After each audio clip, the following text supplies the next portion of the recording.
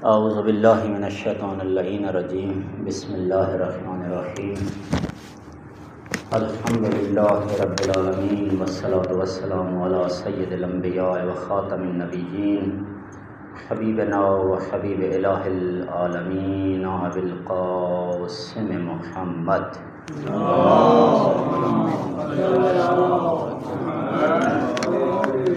وآلہ الطیبین الطاہرین المعصومین ولعن الدائم علی اعدائہم اجمعین من الآن الی یوم الدین السلام علی الحسین وعلی علی ابن الحسین وعلی اولاد الحسین وعلی اصحاب الحسین جمیعا ورحمۃ اللہ وبرکاتہ۔ ایک مرتبہ پھر صلوات پڑھ دیجیے۔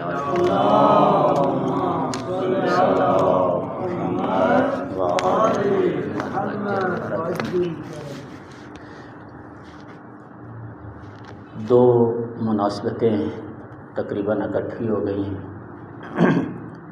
ایک مناسبت کل کا جو دن گزرا ہے 10 ربیع الثانی، اس تاریخ پہ تاریخ اسلام کی ایک انتہائی عظیم برگزیدہ اور تاریخ ساز شخصیت کی رحلت جو شہادت نما تھی، یعنی شہادت گونا رحلت ہوئی جناب شہزادی بی بی معصومہ فاطمہ معصومہ قم کی، کہ جن کی سمان حیات اور جن کی سیرت ہم سب کے لیے اس سے آگاہی، اس سے آشنائی ضروری ہے، اور ان سے بہت زیادہ درس اور سبق حاصل کیے جا سکتے ہیں کہ جو ہمارے لیے مشعل راہ ہیں۔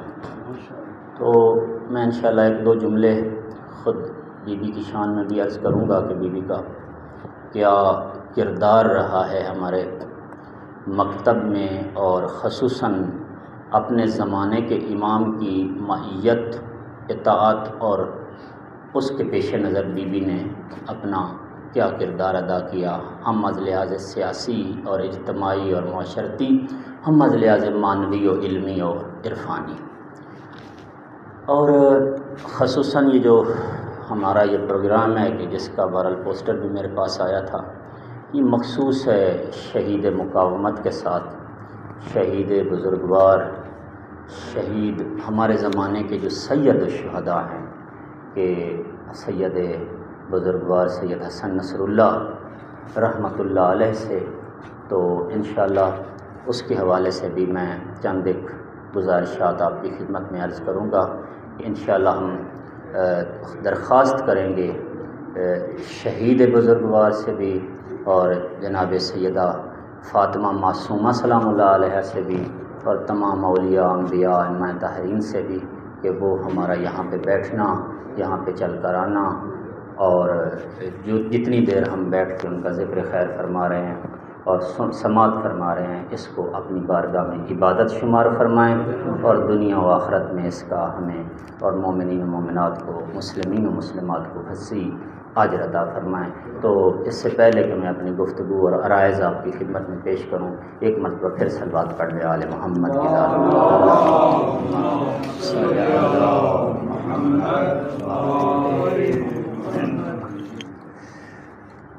امام موسیٰ کاظم علیہ السلام کی اولاد میں علی ابن موسیٰ رضا علیہ السلام کے بعد جو ذات باعظمت ترین ہیں، محترم ترین ہیں، وہ جناب فاطمہ معصومہ کی ذات ہے۔ یہ مبالغہ نہیں ہے، وہی اللہ سبحانہ و تعالیٰ اور اس کی کتاب اور اس کے بنائے ہوئے وہ ائمہ معصومین کہ جو منصوص من اللہ ہیں، معصوم من الخطا ہیں، جو ان کے فرامین ہیں، ان کی بتائی ہوئی باتیں ہیں۔ بعض دفعہ چونکہ منبر ان چیزوں کو بیان نہیں کرتا، ہمارے کانوں نے ان کو سماعت نہیں فرمایا ہوتا، ہماری ارلی انفارمیشن ان سے ہوتی نہیں، جب بھی کبھی اس طرح کی کوئی بات آئے فوراً ہمارے باطن سے ایک آواز اٹھتی ہے کہ یہ ایک نئی بحث شروع ہو گئی۔ نہ، یہ نئی بحث نہیں ہے، بہت اہم بحث ہے اور بہت پرانی بحث ہے کہ تو جناب فاطمہ معصومہ سلام اللہ علیہا بہت باعظمت ہیں، بہت ہی با مقام اور باوقار ہیں۔ علی ابن موسیٰ رضا علیہ السلام کی ہمشیرہ اور خواہر گرامی، کہ جن کا مقام امام رضا کے بعد اولاد موسیٰ کاظم علیہ السلام میں سب سے بلند ہے۔ تو بی بی کی اس عظمت کی طرف کہ جو میں نے یہ بات کی کہ بی بی کا مقام بہت بلند ہے، خود علی ابن موسیٰ رضا نے اشارہ فرمایا۔ دیکھیں، جتنے بھی فرزندان یا اہل بیت یا اولاد اہل بیت ہیں، سادات آل رسول ہیں، کہ جن کو عموماً امام زادگان کہتے ہیں، امام زادے یا امام زادگان کہتے ہیں، کسی امام زادے کی زیارت معصوم سے منسوب نہیں ہے۔ جتنے بھی امام زادے ہیں ان کی زیارتیں علماء نے لکھی ہیں بعد میں، کسی امام زادے کی زیارت جو ہے وہ معصوم سے نہیں ہے، لیکن بی بی معصومہ سلام اللہ علیہا وہ ذات ہیں کہ جن کی زیارت علی ابن موسیٰ رضا علیہ السلام سے منسوب ہے، کہ بی بی کی زیارت جو ہے خود معصوم نے بیان فرمایا۔ اب معصوم مبالغہ تو نہیں کرتے نا، کہ ہم تو تحت شعور میں بھی یہ بات نہیں لا سکتے کہ معصوم جو ہیں وہ کسی کی شان کو رتی برابر جو ہے وہ بڑھا کر پیش کر دیں کہ مثلا یہ میرا ریلیٹیو ہے، یا رتی برابر اس کو کم تر کر دیں کہ مثلا یہ ہم سے کم محبت یا مودت رکھتا ہے۔ نہ، ہم سوچ ہی نہیں سکتے کہ معصوم کچھ اس طرح۔ لہذا معصوم فرماتے ہیں کہ اے فاطمہ فَإِنَّا لَكِ عِنْدَ اللَّهِ شَأْنًا مِنَ الشَّأْنِ، کہ اے فاطمہ خدا کے نزدیک آپ کا ایک مخصوص مقام، شان اور مرتبہ ہے۔ لہذا بی بی کا مقام علی ابن موسیٰ رضا علیہ السلام کے بعد سب سے زیادہ ہے اولاد امام موسیٰ کاظم علیہ السلام۔ آپ کو معلوم ہے کہ تمام ائمہ میں امام موسیٰ کاظم علیہ السلام کثیر الاولاد تھے۔ حضرت کی جو اولادیں ہیں وہ 37 تک شیخ مفید اور علامہ مجلسی اور ہماری کتابوں نے ارلی کتابیں جو ہیں ہماری اس کے مصادر جو ہیں ان میں لکھی ہیں کہ 37 اولادیں تھیں امام موسیٰ کاظم علیہ السلام، جن میں 18 بیٹے تھے اور 19 بیٹیاں تھیں۔ 18 بیٹے تھے اور 19 بیٹے، لیکن جو سب سے بلند مرتبہ ہیں وہ یہی 2 بہن بھائی ہیں کہ جن کی ماں بھی ایک ہے، جن کا باپ بھی علی ابن خود امام موسیٰ کاظم علیہ السلام ہے۔ یعنی جناب فاطمہ معصومہ کی ایک اور شان یہ ہے کہ یہ امام رضا کی سگی بہن ہے۔ امام رضا کی سگی بہن ہوتا کیا تھا؟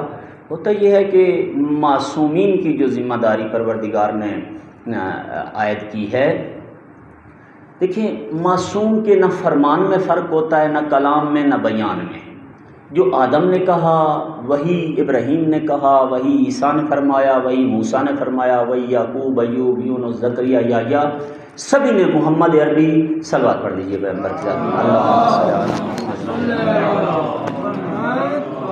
سبھی نے وہی فرمایا۔ فرمان میں فرق نہیں ہے، حدیث میں فرق نہیں ہے، زبانیں بدلتی رہیں، لیکن فرمان سبھی کا ایک ہے۔ البتہ ایک چیز جو ہے اس کا ہر زمانے معصومین نے لحاظ رکھا، اور وہ یہ کہ جب معصوم کے زمانے کی جو اپوزیشن ہوتی تھی، جو دشمن ہوتے تھے، ان کی جو اسٹریٹجی ہوتی تھی، اس اسٹریٹجی کو دیکھ کر معصوم اپنی روش اور اپنا طریقہ کار متعین فرماتے تھے۔ یعنی آپ فرمائیں گے کہ مثلا آپ ڈاکٹر صاحب آپ کیسے کہہ رہے ہیں کہ سارے معصومین کی جو ہے وہ صیغت اور سب کا وہ ایک جیسا ہے؟ تو جبکہ ہمیں نظر آتا ہے کہ امام حسین علیہ السلام نے قیام کیا ہے اور امام حسن مجتبیٰ نے صلح کی ہے، ان سے پہلے امیر المومنین نے قیام کیا اور جنگیں کی ہیں، اسی طرح سے جو ہے بعد کے ائمہ نے کسی نے تعلیم کو اپنا لیا، کسی نے جو ہے ایجوکیشن کے اوپر کام کیا۔ تو کیسے ہم یہ کہہ سکتے ہیں؟ یہ معصوم کی جانب سے نہ تھا۔ جو 250 سالہ کتاب ہے رہبر معظم کی کہ نہایت پڑھنے والی ہے، اس کے اندر جو ایک مین نقطہ ہمیں نظر آتا ہے وہ یہی ہے کہ یہ جو معصومین علیہ السلام کی جو اسٹریٹجی ہے یا روش ہے اپنے اپنے زمانے میں کام کرنے کی، اس کا سبب معصوم نہیں، اس زمانے کی دشمن، مخالف اور مستکبر حکومتیں تھیں۔ جیسے حکومت کی پالیسی ہوتی تھی، یعنی جیسے نمائندہ شیطان اپنی پالیسی بدلتا تھا، ویسے ہی نمائندہ خدا اپنی اسٹریٹجی بدل لیتا تھا، ویسے ہی نمائندہ خدا اپنی اسٹریٹجی بدل لیتا تھا۔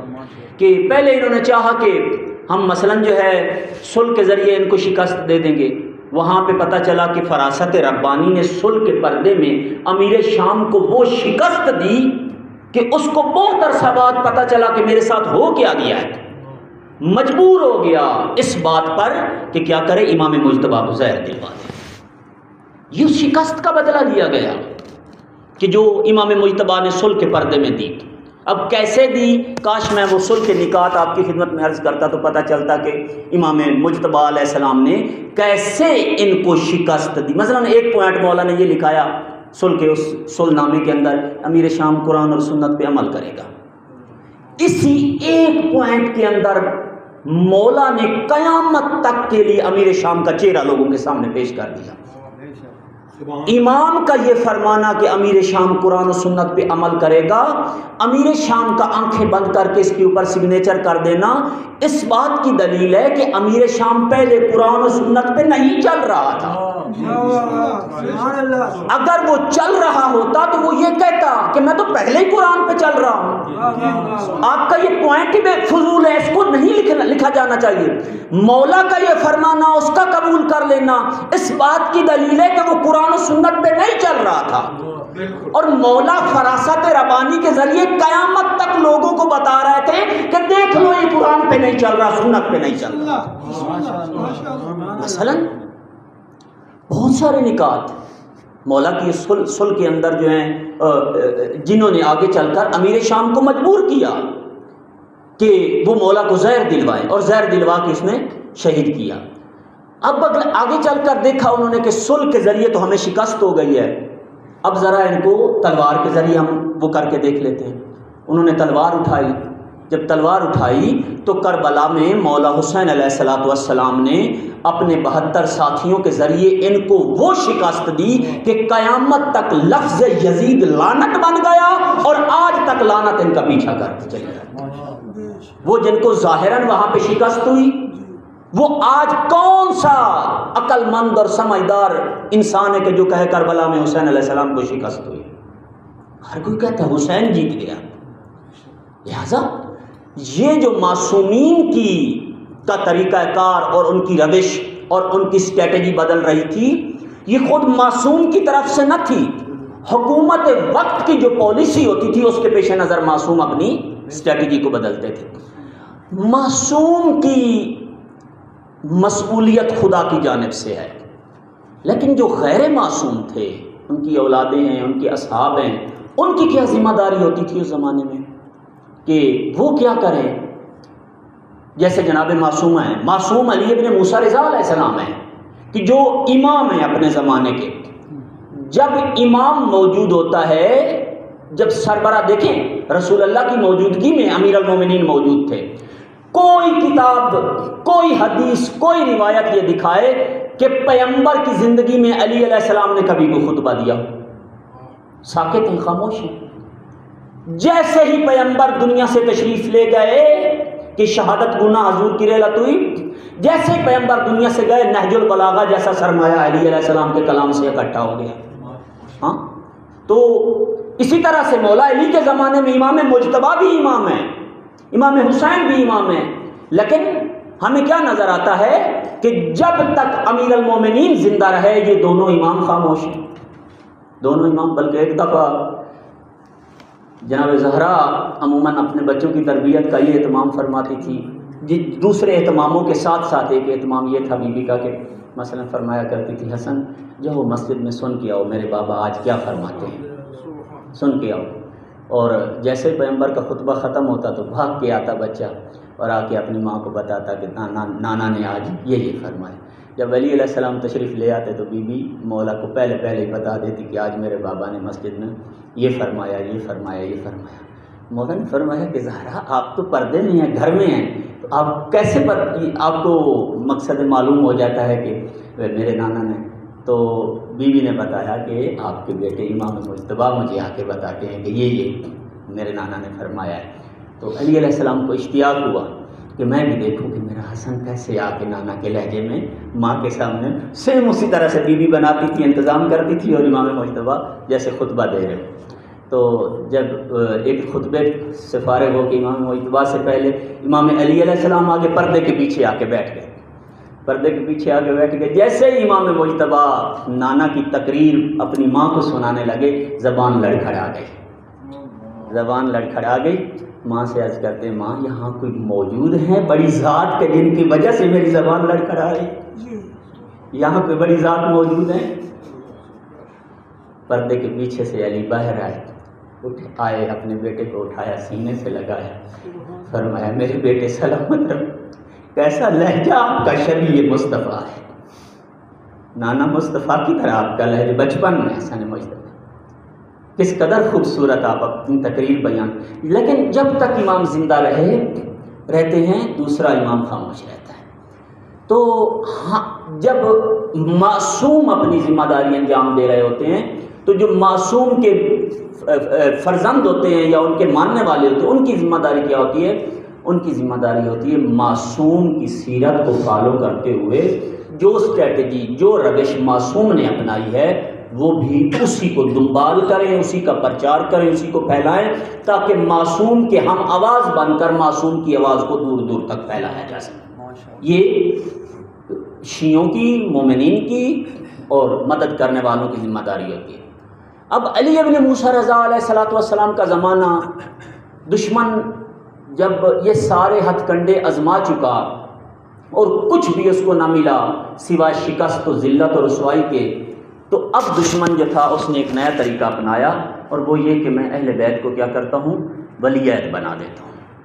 کئی ایک اس کے پیچھے اسباب و عوامل تھے کہ اس کے اوپر اگر پورا اشرہ ہم رکھ دیں کہ ولی عہد بنانا مامون الرشید کا علی ابن موسیٰ رضا کو کیا کیا اس کے مقاصد تھے۔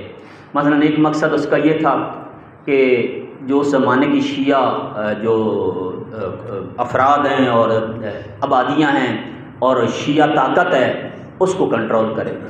دوسرا مقصد اس کا یہ تھا کہ دنیا کو دکھائے کہ یہ جو اہل بیت ہیں یہ شروع سے آج تک کہتے چلے آ رہے ہیں کہ یہ حکومت کے اوپر بیٹھنے والا منصوص من اللہ نہیں ہے، یہ مشروع نہیں ہے، یہ حکومت فاسق ہے، یہ ظالموں کی ہے، انہوں نے حق چھینا ہوا ہے، فلاں فلاں فلاں۔ وہ دنیا کو دکھائے دیکھو جیسے ہی میں نے ان کو حکومت میں اپنے ولی عہد بننے کی آفر دی انہوں نے فوراً قبول کر لیا۔ یعنی معصوم امام نے کوئی اعتراض نہیں کیا کہ تم فاسق حکومت ہو یا یہ ہو وہ ہو۔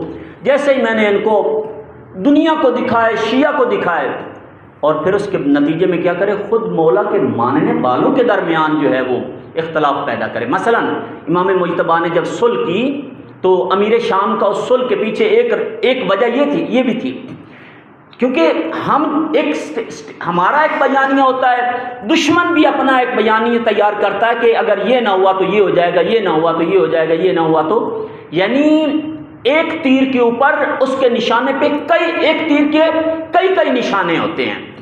تو اس میں ایک نشانہ امیر شام کا یہ تھا کہ جب یہ صلح ہوگی تو خود علی کے شیعوں کے درمیان ایک جنگ کھڑی ہو جائے گی کہ اگر علی اور حسن کی سیرت ایک ہی ہے تو جس بندے سے ساری زندگی امیر المومنین نے، علی نے علیہ السلام نے جنگ کی، اسی بندے سے حسن مجتبیٰ نے صلح کیسے کر لی مثلا؟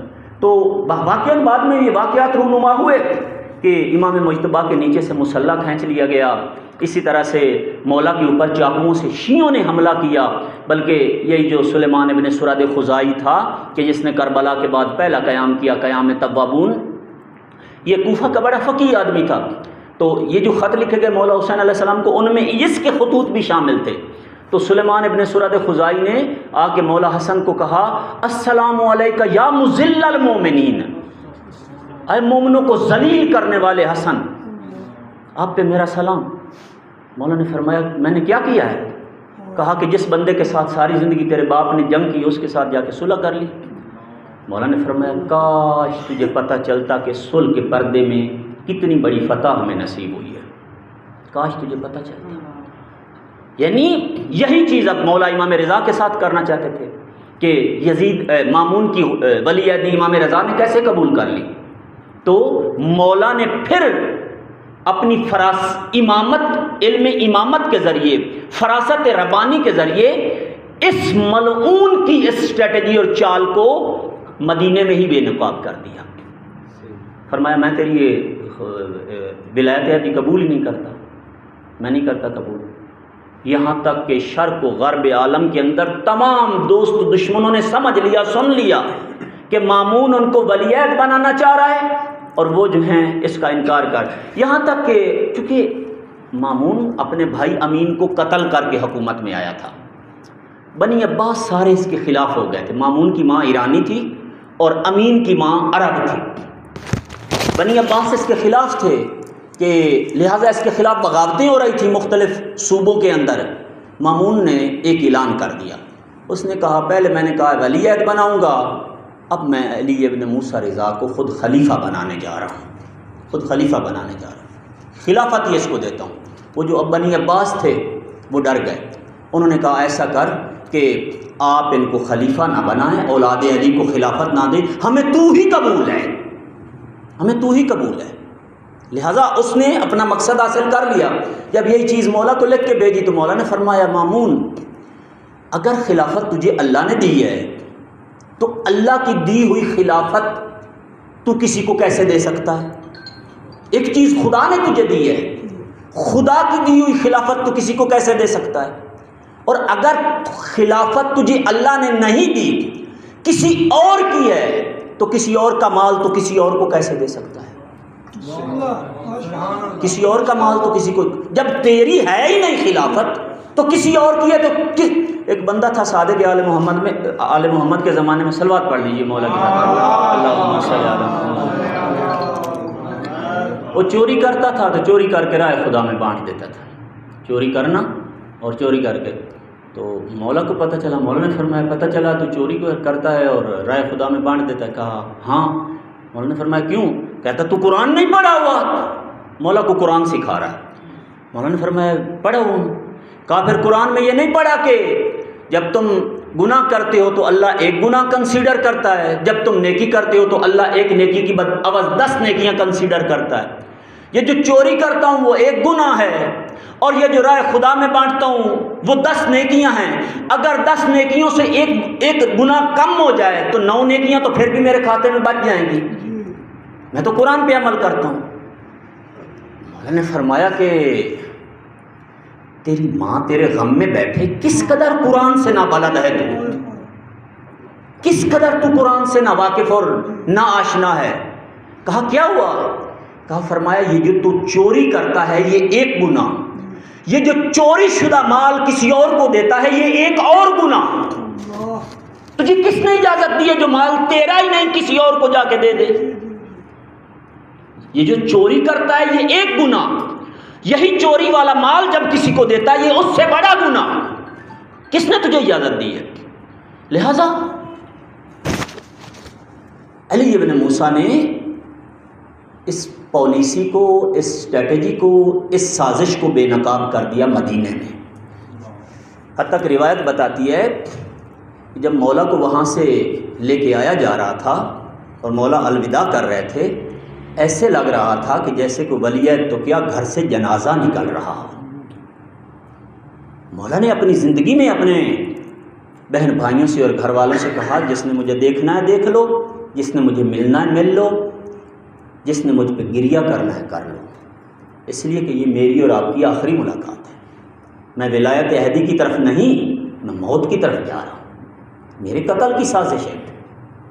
نانا رسول اللہ کے مزار پہ گئے، زار زار گریہ کیا، نانا میرا آخری سلام ہو، الوداع کا. لہٰذا اب علی ابن موسیٰ چلے گئے. جب گئے پوری دنیا کو پتہ چلا کہ انہوں نے خوشی سے اس کی ولایت عہدی قبول نہیں کی. وہ جو سازش تھی ملعون کی وہ مٹی میں مل گئی. آگے گئے تو مولا نے فرمایا کہ دیکھیں میں تیرے ظلم کی وجہ سے آ تو گیا ہوں لیکن میں تیرے کسی بھی سیاسی معاملے میں دخل نہیں دوں گا، نہ کسی کو نصب کروں گا نہ کسی کو عزل کروں گا. تو جناب معصومہ سلام اللہ علیہ نے کیا کیا؟ جناب معصومہ سلام اللہ علیہ نے وہی کام کیا جو حسین علیہ السلام کی شہادت کے بعد زینب کبریٰ نے کیا۔ جناب معصومہ کا بہت بڑا احسان ہے مکتب اہل بیت پر، یہ تھوڑا احسان ہے مکتب اہل بیت پر جناب معصومہ کا کہ بی بی کی جوار سے خمینی جیسے لوگ پڑھ لکھ کے نکلے، خامنائی جیسے لوگ پڑھ لکھ کے نکلے۔ کتنے آیات عظام ہیں جو بی بی کے جوار سے آیت اللہ بنے، لہذا بہت بڑا مقام ہے بی بی کا۔ چلی مدینے سے چلی، اپنے کچھ بھائیوں کو ساتھ لیا، کچھ مومنین کو ساتھ لیا، جس رستے سے گزرتی چلی آئیں اپنے بھائی کا وہی پیغام کہ میرے بھائی کو ظلم کے ذریعے انہوں نے ولیعہد بنایا۔ یہ پیغام، یہ لشکر بڑھتا گیا یہاں تک کہ جب ساوا کے مقام پہ پہنچا، خلیفے کو مطلع کیا گیا کہ یہ ایک ایسا لشکر آ رہا ہے کہ اگر یہ خراسان میں پہنچ جاتا ہے تو تیری حکومت کا فاتحہ پڑھ دیا جائے گا، پھر اولاد علی حکومت پہ غالب آ جائیں گے۔ تو اس نے کہا ان کو یہیں پہ ختم کرو، اس سے آگے نہ بڑھنے دو۔ ایک جنگ ہوئی جس جنگ کے نتیجے میں اکثر سادات مومنین اولاد امام موسیٰ کاظم علیہ السلام شہید ہو گئے، باقی جو بچ گئے وہ مختلف علاقوں میں پھیل گئے۔ یہی وجہ ہے کہ آج ایران کے بہت سارے شہروں میں جگہ جگہ پہ امام زادگان کے مزار موجود ہیں۔ اس کی وجہ یہ تھی کہ جب یہ لوگ آئے عراق سے اور عرب سے، عربستان تھا اس زمانے، یہ سعودی عربیہ تو کل کی بات ہے، حجاز تھا، نجد تھا، یثرب تھا، یہ ان کے نام تھے، عربستان تھا اوورال۔ تو جب یہ لوگ وہاں سے آئے ادھر ایران کی طرف، تو جب ظالم حکومت نے ان کو چن کے اور تلاش کرا کے ان کو شہید کیا، تو جہاں جہاں یہ شہید ہوئے وہیں ان کے مزار بنے، اور آگے چل کر وہی مزار آج مکتب اہل بیت کے لیے وہ کیا کرتے ہیں، ایک یونیورسٹی کا کام کر رہے ہیں۔ ہر مزار کے اوپر کتنی خلقت جاتی ہے زیارت کے لیے، اور وہاں سے پھر مکتب اہل بیت کے معارف اور علم اور نور لے کے آتے ہیں کہ ایک مزار ایک یونیورسٹی کا کام کر رہا ہے، کالج کا کام کر رہا ہے۔ خیر، تو جناب معصومہ کے سارے بھائی جو ہے وہ شہید ہو گئے، اور اس کے بعد جو ہے یہ ہوا کہ بی بی، بعض جگہ پہ ہے کہ بی بی کو زہر دیا گیا، بعض جگہ پہ ہے نہ، وہی جو درد اور تکلیف پہلے سفر کی صعوبتیں اور مصیبتیں ہیں کہ جو سینکڑوں میل سفر کر کے آئی تھی، دوسرا یہ کہ جنگ کے یہ جو مظالم بی بی نے دیکھے کہ میرے بھائیوں کے ساتھ اور ہمارے اہل بیت شیعوں کے ساتھ جو کچھ ہوا، تو یہی چیز بی بی کے دل پہ لگی، اور وہاں سے بی بی نے بیمار ہو گئی وہیں پہ۔ فرمایا کہ یہاں سے کم کتنا سفر ہے؟ تو انہوں نے بتایا بی بی یہاں سے کم نزدیک ہے۔ تو پھر جو ہے وہاں سے اہل کم کو پتہ چلا، وہ اپنی بیٹیاں، اپنے بچے، اپنی اولادیں اور خود پھول لے کے گئے، پتیاں لے کے گئے، اور سید زادی پر، امام کاظم علیہ السلام کی بیٹی پر، اس بی بی معصومہ فاطمہ معصومہ پر نشاور کیے، اور بی بی کو کم میں لے کے آئے۔ 17 دن وہاں پہ مقیم رہی، اور 17 دنوں کے بعد وہاں پہ بی بی کی شہادت یا ریلت ہوئی۔ شہادت اس لیے کہہ سکتے ہیں کہ اس درد کی وجہ سے جو ظالموں نے اور دشمنوں نے پہنچایا تھا، اگر اس درد کی وجہ سے بی بی کی ریلت ہوئی ہے تو پھر شہید ہیں، پھر شہادت ہے۔ لازمی نہیں کہ ایک بندہ جنگ میں زخمی ہو اور 6 مہینے یا سال کے بعد وہ دنیا سے پردہ پائے تو ہم کہیں کہ چونکہ جنگ کے میدان میں نہیں شہید ہوا لہذا یہ شہید نہ، اس کو ضرب وہیں پہ لگی تھی، شہادت 1 سال بعد ہوئی ہے، ضرب وہیں پہ لگی۔ تو بی بی کا بہت بڑا مقام ہے، بی بی کی زیارت کا ثواب فرمایا گیا کہ جناب زہرا کی زیارت کے ثواب کے برابر ہے۔ چونکہ جناب زہرا کی قبر مخفی ہے، تو اللہ سبحانہ و تعالیٰ نے جناب زہرا کی زیارت کا ثواب جناب معصومہ کم کی زیارت کے ثواب میں رکھا ہے۔ یہ معصوم سے منسوب، معصوم کی روایت ہے۔ اور وقت نہیں ہے چونکہ میں نے یہاں پہ زیادہ روکنا نہیں ہے، ہم نے جانا ہے شہید بزرگوار کی خدمت میں، اور وہاں سے کافی چیزیں آپ کی خدمت میں چاہتا ہوں کہ عرض کروں، اگر وقت نے میرا ساتھ دیا تو بہت زیادہ۔ فرمایا صادق آل محمد فرماتے ہیں کہ اللہ سبحانہ و تعالیٰ کا حرم کعبہ ہے، رسول اللہ کا حرم جو ہے مدینہ ہے، امیر المومنین علی کا حرم جو ہے وہ کوفہ اس زمانے یہ کوفہ تھا، نجف بہت بعد کی بات ہے، اس زمانے یہ کوفہ تھا، اور یہ جو ابھی جہاں پہ حرم ہے مولا کا، یہ کوفہ کا عقب تھا، یہ کوفہ کا پشت تھا، قبرستان تھا کہ جہاں پہ آ کے یہ ابھی بھی وادی السلام آپ دیکھ رہے ہیں سارا کچھ، تو یہاں پہ آ کے لوگ اپنے دفن کرتے تھے۔ جنازے دفن کرتے تھے، تو یہیں پہ مولا امام مجتبیٰ نے اپنے بابا بزرگوار کو بھی دفن کیا۔ تو یہ کوفہ تھا۔ فرمایا کہ امیر المومنین کا حرم کوفہ میں ہے، لیکن ہم سب اہل بیت کا حرم قم میں ہے، ہم سب کا حرم قم میں ہے۔ تو کاش میرے پاس وقت، جب آپ زیارت پڑھتے ہیں جناب معصومہ کی کیا کہتے ہیں؟ آدم پر سلام ہو، نوح پر سلام ہو، ابراہیم پر سلام ہو، لیکن جیسے ہی جناب رسول خدا کی بات آتی ہے تو پھر ضمیر بدل جاتی ہے۔ فرماتے السلام علیکہ یا رسول اللہ، السلام علیکہ یا امیر المومنین، السلام علیکہ یا حسن المجتبیٰ، یا حسین الشہید۔ کیوں؟ یہ تو حاضر کو کہا جاتا ہے۔ ہم تو قم میں کھڑے ہیں، ہم تو مدینے میں نہیں ہیں، کربلا میں نہیں ہیں، یہ السلام علیکہ یہاں پہ کیوں؟ اس لیے کہ یہ حرم ہے تمام اہل بیت کا، تمام اہل بیت یہاں قم میں موجود ہیں، یعنی حرم یعنی گھر، یہ تمام اہل بیت کا گھر ہے۔ اور قیامت تک یہاں سے جو مکتب اہل بیت کی سپورٹ پہلے سے ہوئی ہے اور ہو رہی ہے اور آگے چل کر ہوگی انشاءاللہ، ایسے ایسے یہاں پہ حضرت حجت کے سپاہی اور مولا کے وفادار یہاں سے پیدا ہوں گے، تیار ہوں گے، جو اس عالمی حکومت میں حضرت کو مدد دیں گے اور مولا کے ناصر و مددگار بنیں گے۔ لہٰذا بہت بلند مقام ہے جناب معصومہ کا، اور جناب معصومہ نے خود اپنی ذات میں عالمہ غیر معلمہ تھی، عالمہ غیر معلمہ تھی کہ 10 سال کی عمر میں ایرانی آئے قم سے، انہوں نے بہت سارے سوال تھے اہم اہم سا۔ اب دیکھیں سادہ سوال لے کے کوئی ایران سے چل کے تو مدینے نہیں آتا، سادہ سوال ہو تو وہ ادھر ہی حل کر لیں گے، بڑے پیچیدہ سوال، مشکل ترین سوال لکھ کے لے آئے کہ جب مدینے پہنچے تو پتہ چلا کہ امام کاظم علیہ السلام گھر پہ ہی نہیں ہیں۔ تو جب وہ جانے لگے واپس کہ مولا تو گھر پہ نہیں، اب سوال کس سے پوچھیں؟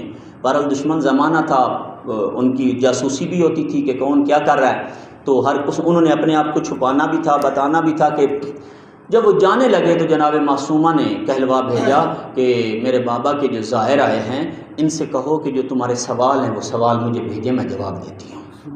10 سال کی عمر ہے، 10 سال کی۔ تو انہوں نے وہ سوال نامہ بھیجا، بی بی نے اس کے جواب لکھ، ہر سوال کے ساتھ اس کا جواب لکھ کے دیا۔ جب جواب لکھ کے دیا، یہ جواب لے کے جا رہے تھے، جب رستے میں تھے تو سامنے سے امام کاظم علیہ السلام آ رہے تھے، یہ جا رہے تھے مدینے سے، مولا مدینے کی طرف آ رہے تھے۔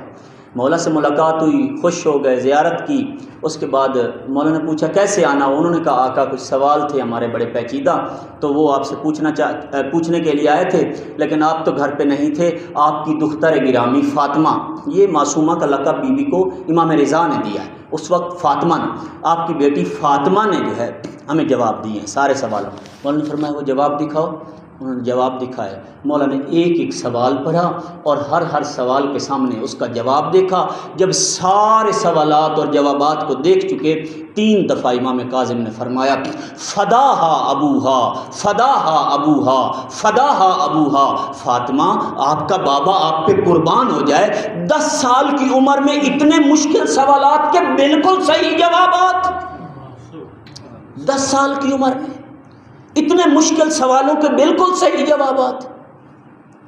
امام نے تائید فرمائی۔ امام صادق علیہ السلام نے 45 سال پہلے جناب معصومہ کی ولادت سے 45 سال پہلے فرمایا تھا کہ کچھ لوگ ادھر سے شہر رے سے گئے، اس وقت تہران نہیں تھا، اس وقت شہر رے تھا، یاد ہے؟ ملعون عمر ابن سعد نے کہا تھا کہ مجھے شہر رے کی حکومت دے دے تو میں حسین علیہ السلام کا سر لے آتا ہوں۔ اس زمانے تہران تو کسی کے تحت و شعور میں ہی نہ تھا، رے تاریخ میں تھا۔ تو اس رائے سے گئے کچھ لوگ، انہوں نے جا کے امام صادق سے عرض کی۔ مولا نے پوچھا کہاں سے ہے؟ انہوں نے کہا شہر رائے سے۔ مولا نے فرمایا سلام ہو اہل قم پر۔ انہوں نے سمجھا کہ ہم سمجھا نہیں سکے، بتا نہیں سکے۔ مولا نے فرمایا، انہوں نے کہا مولا ہم تو شہر رائے سے آئے۔ مولا نے فرمایا، پھر فرمایا سلام ہو اہل قم پر۔ تو انہوں نے کہا مولا نے فرمایا کہ سنو، قم کی سرزمین پر میری ہی اولاد میں سے میری ایک بیٹی سے مراد میری پوتی، میری ایک بیٹی، میری ذریت میں سے میری ایک بیٹی دفن ہوں گی، اور خداوند متعال نے جو ان کو مقام عطا کیا ہے وہ یہ کہ ان کی زیارت کا ثواب میری جدہ زہرا کی زیارت کے ثواب کے برابر ہوگا، اور قیامت کے دن پروردگار عالم ہمارے جتنے بھی شیعہ ہیں ان کو اس معصومہ فاطمہ معصومہ کی شفاعت سے جنت میں داخل کرے گا. ان کی شفاعت سے جنت میں جائیں گے سارے شیعہ. لہذا آیت اللہ مراشی نجفی، شہاب الدین مراشی نجفی کے والد تھے آیت اللہ محمود نجفی، کو نجف میں رہتے تھے. تو محمود نجفی آیت اللہ تھے، ایک عمل اور ریاضت شروع کی. تو اب کو پتہ کہ جب کوئی مجتہد ریاضت کرتا ہے یا عمل انجام دیتا ہے تو یقیناً جواب ملتا ہے. تو اس عمل کو انجام دینے کے بعد شوق یہ تھا کہ میں اپنے جد امیر المومنین سے پوچھتا ہوں کہ میری جدہ زہرا کو کہاں دفن کیا تھا، تاکہ میں بی بی کے حرم کی اسی جگہ پہ جا کے زیارت کروں جہاں پہ ان کا حقیقت میں مزار ہے. تو آیت اللہ محمود نجفی عمل کرتے رہے تو بالآخر عالم خواب میں امام باقر علیہ السلام یا امام صادق علیہ السلام آئے، عالم خواب میں آئے. فرمایا آیت اللہ محمود کیا چاہتے ہو جد امیر المومنین سے؟ کہا کہ آغا میں چاہتا ہوں کہ مجھے بتائیں کہ میری جدہ زہرا کو کہاں دفن کیا تھا. میں بی بی کے حرم میں اسی جگہ پہ جانا چاہتا ہوں جہاں پہ میری جدہ زہرا کا حرم ہے، میں اپنی ماں کی زیارت کرنا چاہتا ہوں. امام نے فرمایا کہ دیکھیں جناب زہرا کی قبر اسرار الہی میں سے ایک سر خدا ہے. یہ بھی معلوم نہیں، روایات میں ہے، یہ بھی معلوم نہیں کہ حضرت حجت کے ظہور کے بعد جناب زہرا کی قبر ظاہر ہوگی یا تا قیام قیامت نہیں ہوگی. یہ بھی واضح نہیں ہے. بعض روایات میں ہے کہ حتیٰ کہ ظہور امام زمان میں بھی بی بی کی قبر پنہان رہے گی. فرمایا وہ اللہ کے رازوں میں سے ایک راز ہے کہ جو ہمیشہ راز رہے گا. آیت اللہ محمود نجفی اگر آپ کو جناب زہرا کی قبر کی زیارت کا ثواب لینا ہے تو کم میں چلے جائیں، فاطمہ معصومہ کی زیارت کر لیں.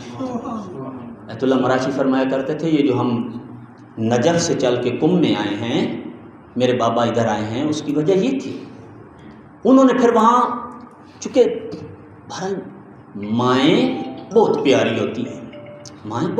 ہوتی ہیں، تو جن کو اپنی ماؤں کی اہمیت کا ادراک ہے تو ان کو پتہ تھا کہ ماں زہرا کی شان کیا ہے کہ صادق آل محمد کے سامنے جیسے جناب زہرا کا نام آتا تھا کھڑے ہو جایا کرتے تھے مولا ادب سے. اور تمام ائمہ ادب ام الائمہ ہیں، جناب زہرا ام الائمہ ہیں. تو چونکہ جانتے تھے جب پتہ چلا کہ میری ماں زہرا کی زیارت کا ثواب معصومہ کم کی زیارت کے اندر ہے، پھر وہاں رہے نہیں نجف میں، امیر المومنین کے حرم کو چھوڑ کر کم میں آ گئے، نجف میں آ گئے، کم میں آ گئے اور باقی زندگی یہیں گزاری. خود آیت اللہ مراشی نجفی فرماتے ہیں کہ مجھے کئی مرتبہ عالم خواب میں جدہ زہرا کی زیارت ہوئی، کئی دفعہ. آپ کو پتہ ہے سادات اولاد زہرا ہیں، ان کو ماں زہرا سے پردہ اور حجاب نہیں ہے. تو فرمایا کئی مرتبہ مجھے جدہ زہرا سلام اللہ علیہ کی زیارت ہوئی. تو ایک دفعہ میری بیٹی، چونکہ آیت اللہ مراشی نجفی کے جو مالی حالات تھے وہ بہت زیادہ مضبوط نہ تھے. یہ جو انہوں نے کتاب خانہ بنایا، لائبریری بنائی ہے، یہ اجارے پہ نمازیں لیتے تھے، روزے لیتے تھے لوگوں سے. اور میں آپ کے بابا کے 1 سال کے روزے رکھوں گا، آپ اتنے پیسے، وہ جو پیسے ملتے تھے ان سے کتاب لے لیتے تھے.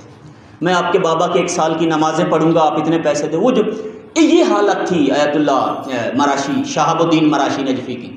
تو آیت اللہ مراشی نجفی فرماتے ہیں کہ میری بیٹی جوان ہو گئی، ان کی شادی تھی. اب میرے پاس جہیز نہیں تھا بیٹی کو دینے کے لیے. تو مجھے اپنے دل میں یہ بات آ رہی تھی، جو بیٹی ساری زندگی میرے گھر میں رہی اور آج میرے گھر سے جا رہی، میرے پاس کچھ بھی نہیں کہ اس کو جاتے ہوئے دے کے بھیج دوں، کچھ بھی نہیں ہے، حتیٰ کہ بالکل ہاتھ خالی ہیں. ادھر سے کوشش کی، ادھر سے کوشش کی، جب ہر طرف سے کوششیں کامیاب نہ ہوئیں تو معصومہ سلام اللہ علیہ کے حرم میں چلے گئے. جا کے کہا کہ بی بی ہم تو کم میں آئے ہی آپ کی وجہ سے تھے، آپ بھی ہماری مدد نہیں کر رہے کہ میری بیٹی کی شادی ہے، میں خالی ہاتھ اس کو بھیج رہا ہوں اپنے گھر سے، جبکہ میں آیت اللہ ہوں، جبکہ میں سید زادہ ہوں، جبکہ ہم نے کبھی کسی کو، ہم تو سوالی کو خالی ہاتھ نہیں بھیجتے، میں اپنی بیٹی کو بھیج رہا ہوں.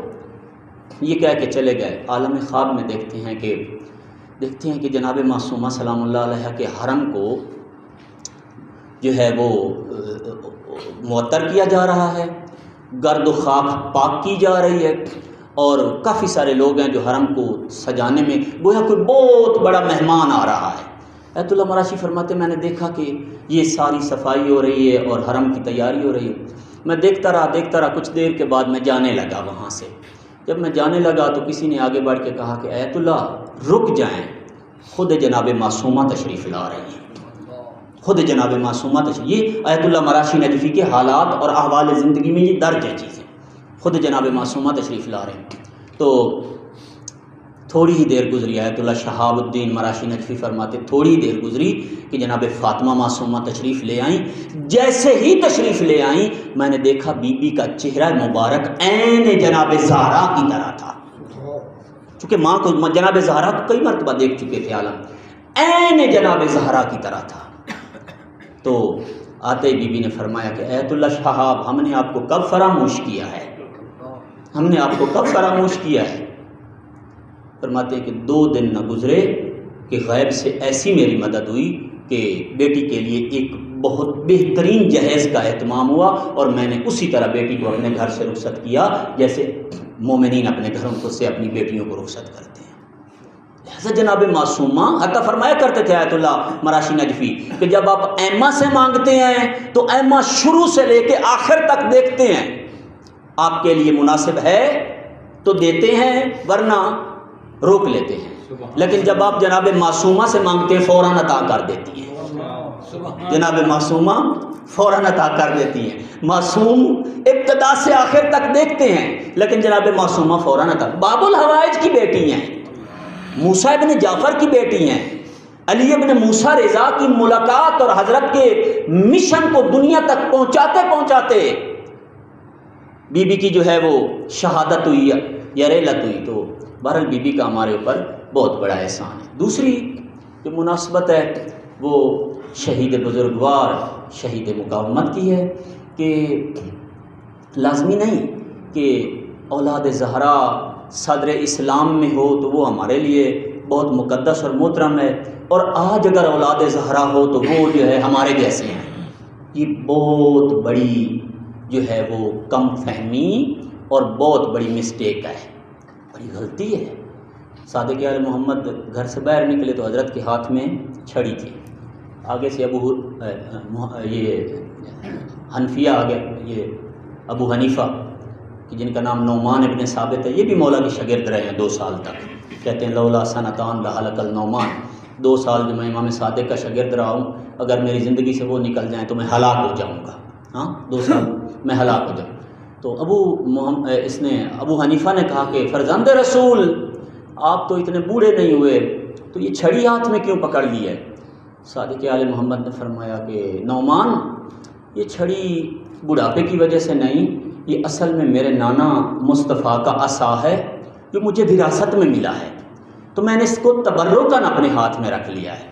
میرے نانا سے میرے جد امیر المومنین کو ملا، امیر المومنین سے امام مجتبیٰ کو ملا، امام مجتبیٰ سے دادا حسین علیہ السلام کو ملا، دادا حسین سے دادا علی زین العابدین کو ملا، دادا علی زین العابدین سے محمد باقر علیہ السلام کو ملا، میرے بابا کو ملا، بابا سے وراثت میں مجھ کو ملا، تو میں نے اس کو تبرکاً اپنے ہاتھ میں پکڑ لیا۔ جیسے ہی اس کو ابو حنیفہ کو پتہ چلا کہ یہ چھڑی تو رسول اللہ کی چھڑی ہے، فوراً جھکا چھڑی کی طرف کہ چھڑی کا بوسہ لیتا ہوں۔ حضرت نے چھڑی پیچھے کر لی، عصا پیچھے کر لی۔ فرمایا کیا کرنا چاہتے ہو؟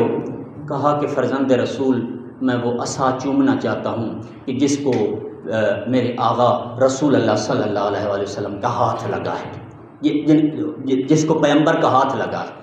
امام نے چھڑی پیچھے ہٹا کے اپنی آستین سے کپڑا ہٹایا، فرمایا ابو حنیفہ اس لکڑی کو چومتے ہو کہ جس کو پیغمبر کا ہاتھ لگا ہے، وہ ہاتھ کیوں نہیں چومتے جس کا گوشت نبی کا گوشت ہے، جس کا خون نبی کا خون ہے، جس کے اندر چلنے والا گردش کرنے والا خون نبی کا، جس کی رگی اور جس کا پوست نبی کا پوست ہے، وہ ہاتھ کیوں نہیں چومتے ہو؟ اب جب ابو حنیفہ کو سمجھ آئی، فرمایا لکڑی چومتے ہو، وہ ہاتھ کیوں نہیں چومتے؟ اب جب ابو حنیفہ کو سمجھ آئی کہ واقعاً یہ تو بات یہ ہے، اب جھکا مولا کا ہاتھ چومنے کے لیے۔ مولا نے ہاتھ پیچھے کر لیا، آستین چڑھا لی۔ فرمایا کیا کرنا چاہتے ہو؟ کہا مولا وہ ہاتھ چومنا چاہتا ہوں کہ جس کا گوشت نبی کا گوشت ہے، جس کا خون نبی کا خون ہے، جس کی پوست نبی کی پوست ہے۔ مولا نے فرمایا ابو حنیفہ نہ میرے جد مصطفیٰ نے کبھی کسی سے کہا تھا کہ ہمارے ہاتھ چومو، نہ ہم اہل بیت تمہیں کہتے ہیں کہ ہمارے ہاتھ چومو۔ اگر ہم سے محبت کرتے ہو تو ہمارے فرمان پہ چلو، پڑھیں صلوات محمد و آل محمد کی ذات۔ اگر ہم سے محبت کرتے ہو، ہماری اطاعت کرتے ہو تو ہمارے فرمان پہ چلو، جو ہمارا فرمان۔ لہٰذا سادات اس زمانے کے ہوں یا سادات آج کے زمانے کے ہوں، ان کا گوشت نبی کا گوشت ہے، ان کا خون نبی کا خون ہے، ان کی پوست نبی کی پوست ہے۔ سید اگر نیکی کرتا ہے، قرآن فرماتا ہے ان کو 2 نیکیوں کا ثواب ملتا ہے۔ سید اگر گناہ کرے تو بھی اس کو 2 گناہوں کا ثواب گناہ ملتا ہے۔ سید کو نسبت پیغمبر سے ہے، تو جناب سید مقاومت شہید حسن نصر اللہ، پہلی ان کی خصوصیت یہ کہ وہ سید زادے ہیں، اولاد زہرا ہیں، اولاد علی بطول ہیں۔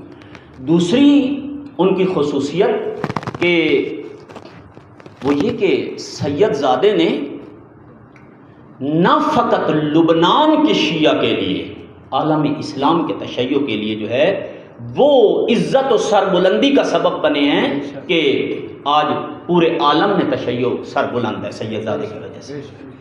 امیر المومنین علی علیہ الصلوۃ والسلام نہج البلاغہ میں اپنے ایک دوست کا ذکر کرتے ہیں۔ میں اس دوست کی چند خصوصیات سید مقاومت کی ذات میں آپ کو پیش کر کے تو آپ کی ذہنتوں کو تمام کر دوں گا۔ صلوات پڑھ لیجئے محمد و آل محمد کی ذات۔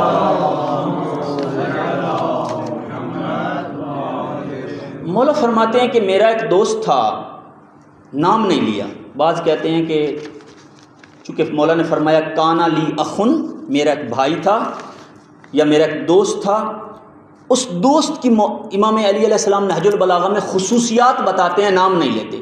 کچھ کہتے ہیں کہ مولا کا جو ہے مولا کا مقصد رسول اللہ تھے، کچھ کہتے ہیں نہیں عمار تھے، کچھ دیگر کا نام لیتے ہیں۔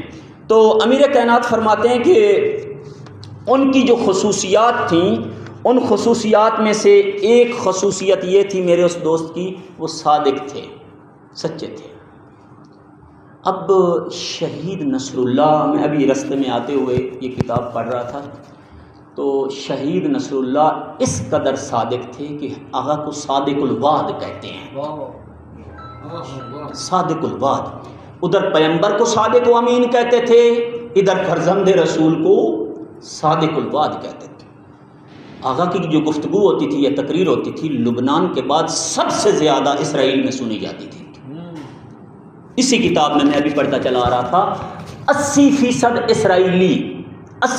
اسرائیلی کے جو یہود اور صہیون ہیں، 80% اسرائیلی اپنی حکومت کی بتائی ہوئی بات اور ان کی جو بیانیہ ہوتا تھا اس کو نہیں مانتے تھے، سید حسن نصر اللہ کی بات کو مانتے تھے۔ ان کو پتہ ہوتا تھا کہ یہ سچ بولتے ہیں، یہ سچ بولتے ہیں، یہ کبھی خلاف حقیقت بات نہیں کرتے، کبھی بھی خلاف حقیقت۔ مولا فرماتے میرا وہ دوست صادق تھا، اس قدر صادق تھے سید حسن نصر اللہ، دوست تو دوست، دشمن بھی آپ کو صادق الوعد کہتے تھے۔ ٹائم نہیں ہے، میں تیزی سے گزرنا چاہ رہا ہوں، میں چاہتا ہوں کہ چند خصوصیات جو ہیں مولا کے اس دوست کی وہ آپ کی۔ ایک ان کی خصوصیت یہ تھی کہ جب 2 راستوں پر قرار پاتے تو خلاف ہوائے نفس عمل کرتے۔ مولا فرماتے ہیں کہ میرا جو دوست تھا، ہمیں ہمیشہ صبح سے شام تک کئی مرتبہ ہم 2 راستوں کے درمیان ہوتے ہیں، کروں نہ کروں، کرنا مناسب ہے نہیں ہے پتہ نہیں، کیونکہ مومن کو تو ابلیس شراب خانے میں نہیں لے کے جاتا، مومن کو بہتر اور بہترین کے درمیان جو ہے وہ گمراہ کرتا ہے، بہتر اور بہترین کے درمیان گمراہ کرتا ہے، پھر آہستہ آہستہ نیچے لے کے آتا ہے۔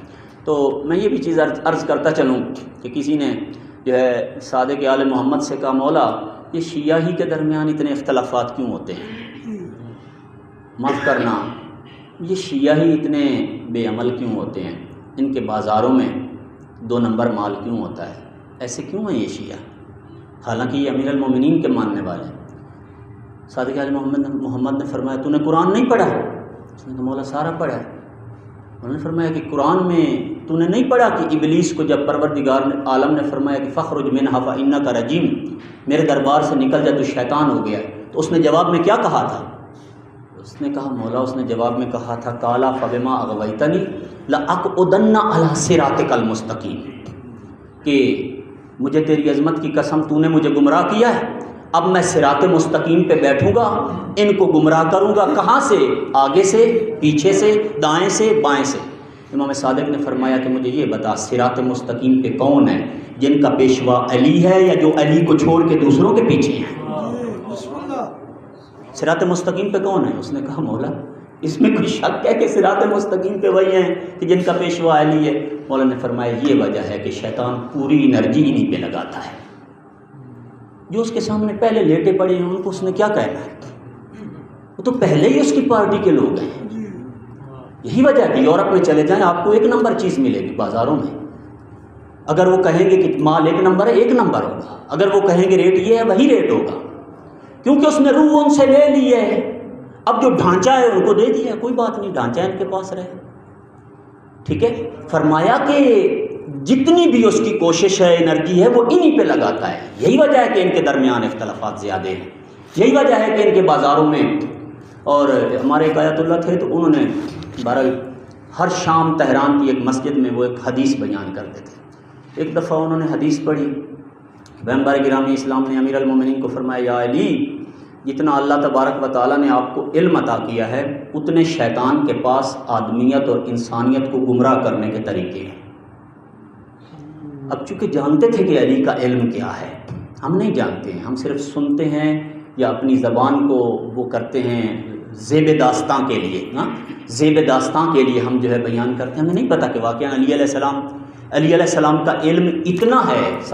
معصوم کی روایت ہے، مولا فرماتے ہیں کہ کسی نے کہا امام ہادی علیہ السلام سے کہ مولا اگر ہمیں کوئی حاجت پیش آ جائے اور ہم بہت دور رہتے ہیں، آپ تک نہیں پہنچ سکتے، تو ہم اپنی حاجتیں آپ تک کیسے پہنچائیں؟ معصوم نے فرمایا اذا کان لک حاجۃ فحرک شفتین، جب کبھی تمہیں حاجت پیش آ جائے اپنے دو ہونٹ ہلا کے حاجت بیان کرنا، تیرے کان بعد میں سنیں گے، ہم اہل بیت پہلے سن لیں گے، تیرے کان بعد میں سنیں گے، ہم اہل بیت جانتے ہیں مقام باب مدینۃ العلم کیا ہے۔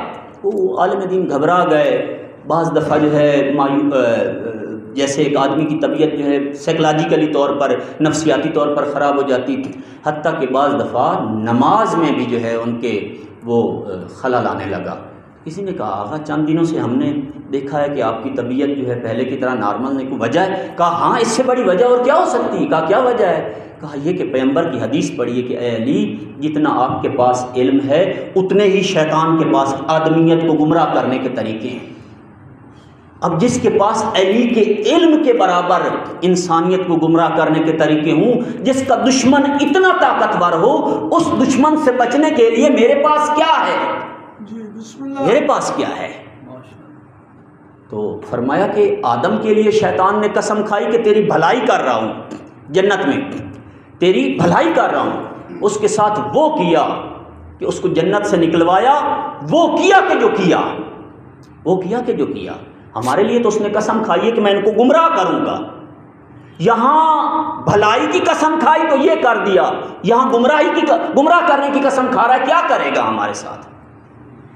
کوئی سہارا نہیں مگر یہ کہ ہمارا ہاتھ محمد و آل محمد کی اس عروۃ الوثقیٰ میں ہو، ان کے دامن میں ہو کہ جہاں سے ایک پلک جھپکنے کے وقت کے لیے بھی ہم ان سے جدا نہ ہوں۔ جناب ام سلمہ فرماتی ہیں کہ پیغمبر گرامی اسلام ایک رات میرے حرم میں، میرے حجرے میں تھے، چونکہ پیغمبر نے راتیں ڈیوائیڈ کی ہوئی تھیں ازواج میں، میرے حجرے میں تھے، تو میں رات کے کسی وقت بیدار ہوئی تو میں نے دیکھا رسول اللہ اپنے بستر پہ نہیں ہیں۔ میں اٹھی، میں نے دیکھا پیغمبر کدھر تشریف لے گئے ہیں، دیکھا تو حجرہ عبادت میں تھے، میں چلی گئی، جب گئی تو میں نے دیکھا پیغمبر زار زار رو رہے ہیں، گویا آنکھوں سے آنسوؤں کا سیلاب چل رہا ہے، اور رو رو کے فرما رہے ہیں الہی لا تکلنی الی نفسی طرفۃ عین ابدا، پالنے والے پلک جھپکنے کے وقت کے لیے میں مصطفیٰ کو میرے حال پہ نہ چھوڑنا، ایک پلک جھپکنے کے وقت کے لیے میں مصطفیٰ کو میرے۔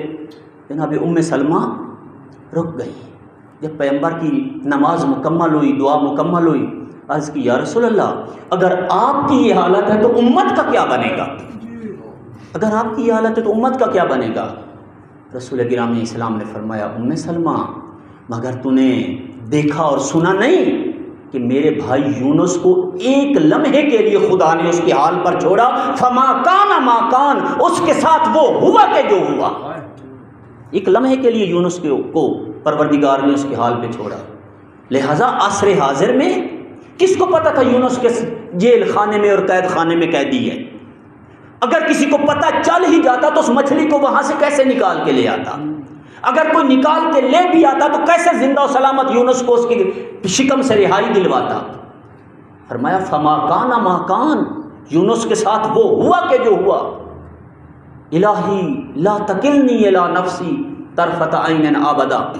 سید حسن نصر اللہ کی دوسری خصوصیت یہ کہ سید جو تھے ہمیشہ اپنے نفس کی مخالفت کرتے تھے. جب دو راہوں کے درمیان قرار پاتے تھے تو اپنے نفس کو پیر کے نیچے دے کر تو اپنی جو خواہشات نفسانی ہیں اس کے اوپر پاؤں رکھتے تھے. اور یہی خصوصیت تمام ائمہ طاہرین کی ہے کہ امیر المومنین ایک دفعہ بازار میں جا رہے تھے تو گوشت قصاب نے تازہ تازہ بنا کے لٹکایا تو مولا تھوڑی دیر رکے پھر چل پڑے. قصاب سمجھ گیا کہ مولا گوشت خریدنا چاہتے تھے.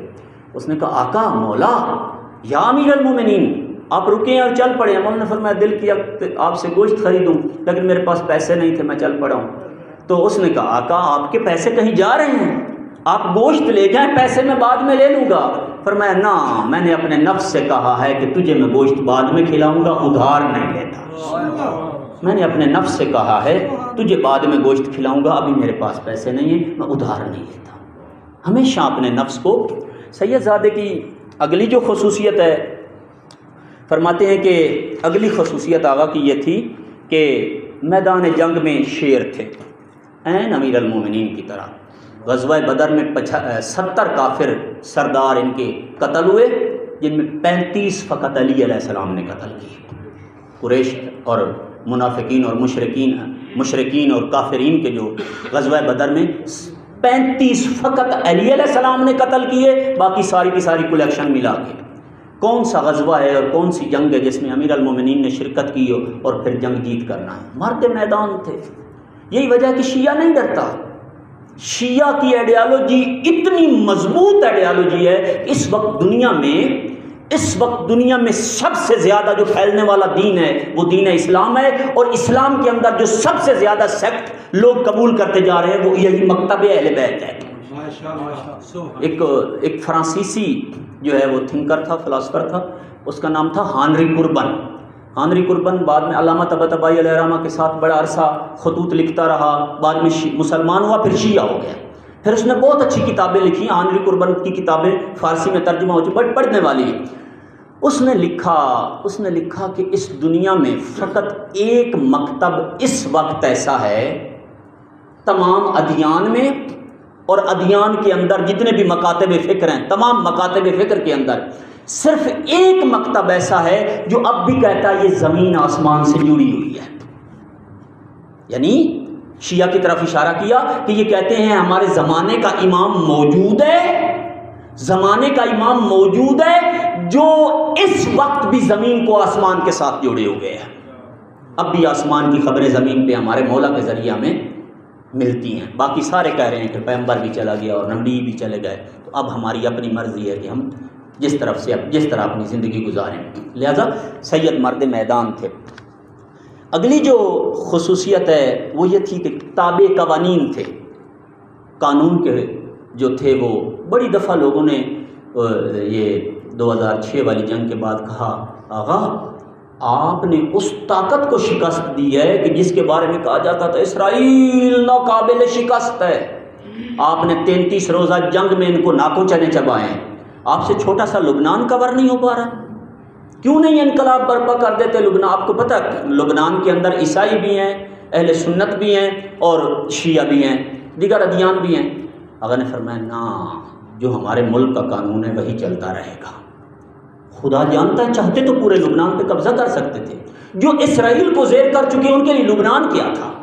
تابع قوانین تھے، کبھی بھی قانون کی خلاف ورزی نہیں کرتے تھے. فرمایا کہ اگلی جو خصوصیت تھی وہ یہ کہ کسی کی سرزنش نہیں کرتے تھے. جو سید کے اخلاق سے واقف ہیں اور آقا کے ساتھ جنہوں نے مختلف لوگ لبنان کے جو ہیں وہ بتاتے ہیں کہ آقا کا اخلاق وہی پیغمبر کی طرح خلق عظیم پہ مبنی تھا. مثالیں انشاءاللہ پھر کسی اور کا. بہت خلیق آدمی تھے. جو ان سے ملتا تھا دل نہیں کرتا تھا کہ اٹھ کے جائے۔ ایت اللہ محسن کراتی فرماتے ہیں میں ایک دفعہ لبنان میں آغا کے پاس گیا جہاں پہ ان کا قیام ہوتا تھا، میں نے ایک رات میں ان کے اخلاق اور ساری چیزیں اپنی فرمایا، ایک رات میں نے دیکھا 3 مرتبہ انہوں نے اپنی جگہ تبدیل کی ہے۔ 32 سال لباس رزم اپنے جسم سے نہیں اتارا، 32 سال لباس رزم میں رہے، اور خدا جانتا ہے کہ سید کی ایک للکار شرق اور غرب عالم میں لرزہ طاری کر دیتی تھی۔ دنیا منتظر ہوتی تھی کہ سید مقاومت کا بیانیہ کیا ہے، کیا کہنا چاہتے ہیں۔ یہی حماس والی جنگ جب ہوئی، یہی 7 اکتوبر والی، تو کچھ عرصہ سید نے گفتگو نہ کی، خطاب نہ کیا، دنیا حیران تھی، منتظر تھی کہ سید کہنا کیا چاہتے ہیں، یہ کیا فرمانا چاہتے ہیں، کب حزب اللہ حماس کے ساتھ کھڑی ہوگی۔ جب سید کی تقریر ایرانی ٹی وی نے یہ بتایا کہ اب میں فگر بھول گیا ہوں، یعنی اربوں کی تعداد میں، ہمارے ہاں اس وقت دنیا کی آبادی تقریباً 8 ارب ہے، اربوں کی تعداد میں لوگوں نے سید مقاومت کی گفتگو سنی۔ ایران کا ٹی وی بتا رہا تھا، میں نے خود ان کے نیوز چینل سے یہ سنا کیونکہ فارسی آتی ہے، لہٰذا اربوں کی تعداد۔ سید نے فرمایا کہ لوگ یہ پوچھ رہے ہیں اور سوچ رہے ہیں کہ ہم کب حماس کا ساتھ دیں گے۔ فرمایا کہ ہم حماس کا ساتھ اب نہیں، 7 اکتوبر کو حماس اور اسرائیل کی جنگ شروع ہوئی تھی، 8 اکتوبر کو حزب اللہ شامل ہو چکی تھی جنگ میں، 8 اکتوبر کو جنگ میں حزب اللہ شامل ہو چکی تھی۔ سیریا پہ حملہ کیا داعش نے، سید مقاومت نے لبنان میں بیٹھ کر فرمایا نحن عباس کے یا زینب، شہزادی فکر نہ کرنا کہ آپ کا عباس شہید ہو گیا ہے، آپ کا عباس ہم ہیں، ہم آپ کے حرم پہ آنچ نہیں آنے دیں گے۔ آپ نے دیکھا 13 سال سیریا کے اندر داعش جو ہے پوری آب و تاب کے ساتھ، پوری امریکن اور ویسٹ اور یورپ کی مدد کے ساتھ اپڈیٹڈ ترین ٹیکنالوجی لے کر آئی تاکہ سیریا کے اوپر قبضہ کرے۔ 12 سال یا 13 سال کی کوشش کے باوجود ناکام اور نامراد ہو کے واپس گئی۔ کون تھا آگے؟ سید مقاومت آگے تھی۔